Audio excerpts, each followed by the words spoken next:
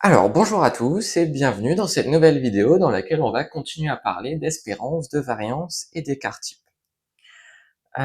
Donc dans la vidéo précédente, on a vu ce que c'était que l'espérance, la variance et l'écart type. D'ailleurs, j'ai rappelé les formules ici, si vous pouvez faire pause pour vous les remémorer. Et puis on avait aussi discuté de l'interprétation de ces trois grandeurs. Et dans cette vidéo, on va prendre quelques propriétés sur l'espérance, la variance et l'écart type que vous avez certainement vu en cours ou que vous allez certainement voir si c'est pas déjà le cas. Et puis donc on va essayer de se convaincre qu'elles sont vraies en essayant de les comprendre en réfléchissant un peu avec les mains, donc essayer de comprendre vraiment ce qui se passe, enfin les tendances, et puis se convaincre qu'elles sont vraies aussi en faisant des petites démonstrations. Donc, l'une de ces propriétés, c'est ce qu'on appelle la linéarité de l'espérance. C'est-à-dire que si on a une variable aléatoire grand X, et puis si on a deux réels A et B, eh bien on va avoir l'espérance de la variable aléatoire A fois grand X plus B, qui serait égale à A fois l'espérance de X plus B. Donc on va s'intéresser aux deux parties de ce résultat, donc d'abord sur A et ensuite sur B, de deux manières différentes. Donc dans une première partie, on va considérer que A est égal à 1, par exemple. Et donc cette propriété, elle se transforme en espérance de X plus B est égale à espérance de X plus B. Et donc, si on se souvient que l'espérance c'est une moyenne, ça va être assez simple de se dire que c'est assez logique. Puisque, admettons, si on a donc un certain nombre de valeurs, donc là ici on aurait un axe qui serait gradué avec les valeurs correspondantes. Si on ajoute B à toutes ces valeurs, eh bien ces valeurs elles vont toutes monter ou toutes descendre. Ça dépend si B est positif ou négatif. Mais admettons, si B est positif, elles vont toutes monter. Et elles vont toutes monter de la même manière. Donc là, par exemple, là, cette valeur-là, elle va donner une valeur qui sera ici, et puis celle-ci, une valeur qui sera là, et puis à côté, et puis un peu en dessous. Voilà, donc elles vont toutes monter de la même manière. Donc, en fait, ce nuage de points-là, il va monter pour donner ce nuage de points-là. Et la moyenne, qui était quelque part au milieu, on va dire à peu près ici, bah, elle aussi, elle va monter. Et elle va monter de B, à peu près. Enfin, sur le dessin, c'est à peu près, mais dans la réalité, ça va augmenter exactement de B. Donc en fait, voilà. Ici, rajouter une constante à une variable aléatoire, ça fait monter toutes les valeurs de la même manière ou ça les fait descendre toutes de la même manière. Et donc la moyenne, bah, elle va monter de la même manière ou descendre de la même manière. Donc c'est pour ça que l'espérance de x plus b, eh bien c'est égal à espérance de x plus b. Et donc maintenant on va supposer que a est différent de 1, et puis on va montrer euh, par le calcul cette propriété. Donc là si on repart de la définition de l'espérance de ax plus b, eh bien, on va avoir que c'est la somme pour i allant de 1 à n de axi plus b fois la probabilité que a fois x plus b soit égal à axi plus b. Mais donc, la probabilité que a fois grand X plus b soit égal à a fois xi plus b, c'est pareil que la probabilité que x soit égal à xi. Donc là, ça, on peut le réécrire comme la somme pour i allant de 1 à n de axi plus b fois p de x est égal à xi. Ensuite, on va pouvoir utiliser la propriété de la somme qui dit que la somme est linéaire. Et donc, de ce fait-là, on va pouvoir la réécrire comme la somme de axi fois p de x est égal à xi plus la somme de b fois p de x égale xi. Donc pour i allant de 1 à n dans les deux sommes. En fait, ici, ce que j'ai fait, c'est que j'ai développé ici p de x égale xi et j'ai séparé la somme en deux. Et maintenant, qu'est-ce qui se passe? Eh bien, ici, B, ça ne fait pas intervenir l'indice de sommation. Donc, on va pouvoir le sortir de la somme et le mettre en facteur. Et on va pouvoir faire la même chose pour A.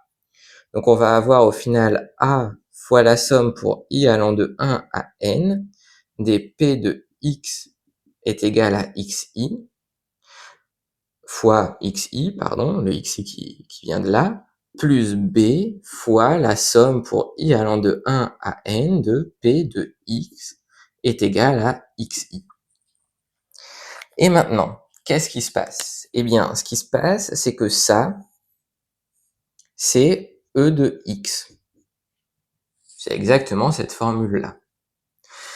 Et ici, cette somme-là, eh bien, c'est la somme des probabilités, donc c'est égal à 1.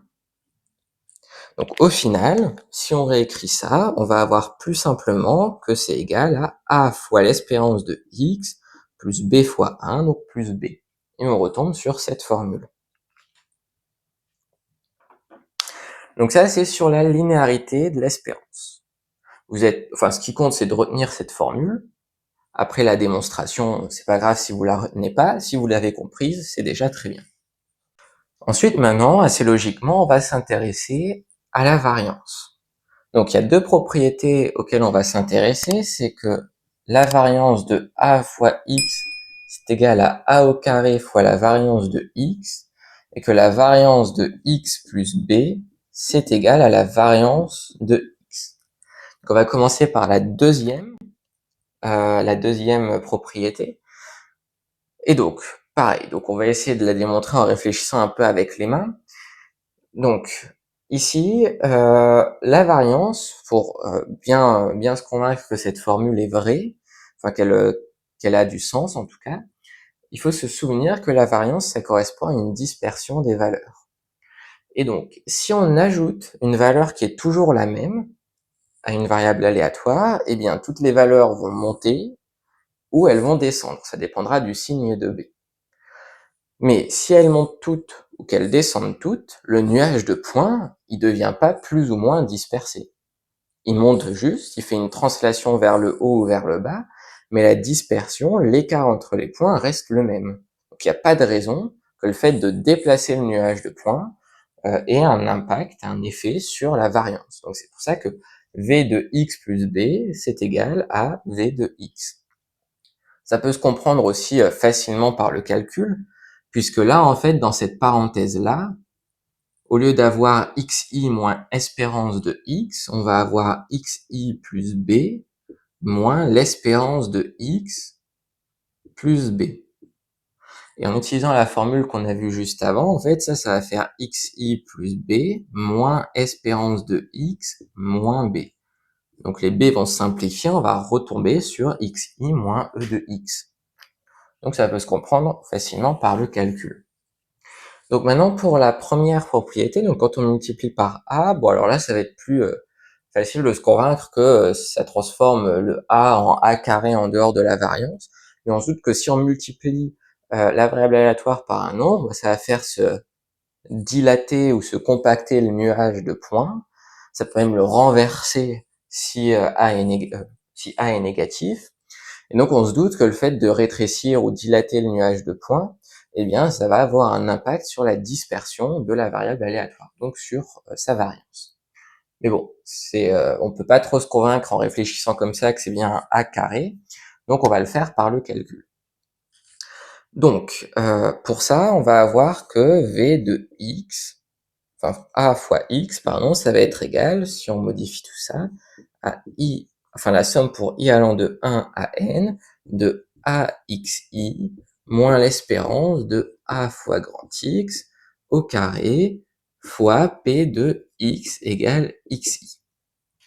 Donc là, en utilisant la propriété sur l'espérance, on peut déjà dire que l'espérance de A fois X, c'est égal à A fois l'espérance de X.